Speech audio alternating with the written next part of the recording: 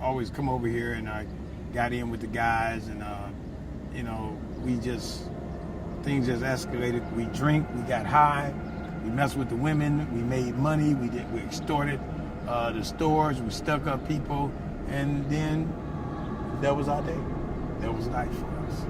Well, we knew that at any day our time can come up, and we just had it in our mind that it was okay. I mean, this is the way life was. This is all we knew. It seemed like there was no getting away from it, and I was so deep into it, and I just didn't realize it until later on in years how deep I really was, and how life, just like that, life could have been snuffed out. And they sent me to Stateville segregation. From Stateville segregation, I went to Menard. My gang activity as a gangster disciple just kept growing and growing and growing. I went through all the ranks, and I made it to Louden Correctional Facility in Lincoln, Illinois. The warden was saying, well, we're going to send you to Kentucky. He sat down and he talked to me, and he looked at me, and he was like, what do you want to do with your life? And I'm looking at him like, is this a catch? Because nobody, the administration, what do he care about me? He said, no, I really do. Where do you see yourself? You have a lot of time to do, and what are you going to do with that time? And he said, you can unzip that proverbial gorilla suit and do your time here, or you can be the only GD in Kentucky. You need to make a decision. And I told him, I said, well, I'd rather stay here. Everything became cool. I got on that wing with them. Everything was fine, no problems. So one day I'm sitting in the day room, and I'm playing the pool. This white guy, he came and grabbed 2 of the pool balls off the table, and he was snarling at me. And I'm like, man, what's up with you? He said, I heard that you the baddest nigger on the deck. And so I flipped my pool stick around, and I'm talking to him. And in that, I called the officer and said, hey, look at this guy. And so when the guy went to raise his hand, I just upped and I hit him across his head. Felix hit him in the back, split the man's head. He had 32 stitches in his head.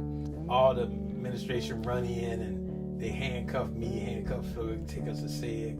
And they talking about shipping me out. The warden is really disappointed because he trusted me, but the officer saved me. The officer told them, Louden tried to stop this.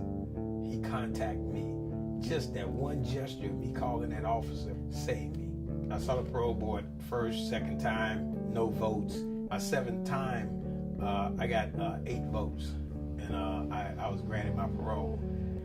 Since then, I've worked many jobs. My first job was working at a Jules Osco at night for a cleaning contractor, buffing the floors, sweeping the floors.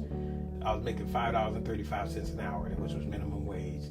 When my first check I got, it was a shock to see my name on the check. I had never worked a legitimate job before in my life. I'd never had a check with my name on it, and it was like it brought tears to my eyes.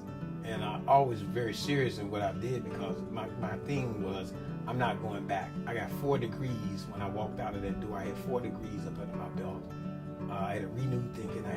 I had left the organization alone back in 1988. I backed away from the Gangster Disciples and I got baptized and started just doing me.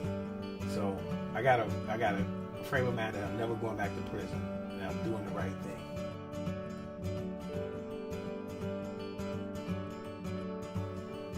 One year, Debbie asked me, she said, what are you going to do with yourself? I said, what do you mean? We were at Red Lobster eating dinner.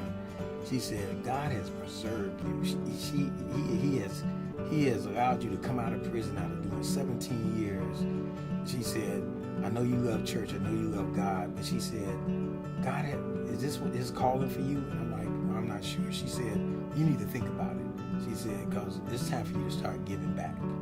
And that hit me, and I thought about it for about a week or 2, and I got with her because she's more the administrator, and we started Tower Refuge. And we started going inside the prison in 2007 at Logan, and it was kind of crazy because Logan is where I paroled from in '94.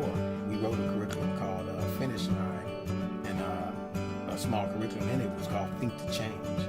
And we figured everybody comes in and give them the biblical principles, but we need to do some personal applications with them on how to survive once you get out, because I've done it. And so that was the premise of it. Is my life story. I've done this. You should be able to do it.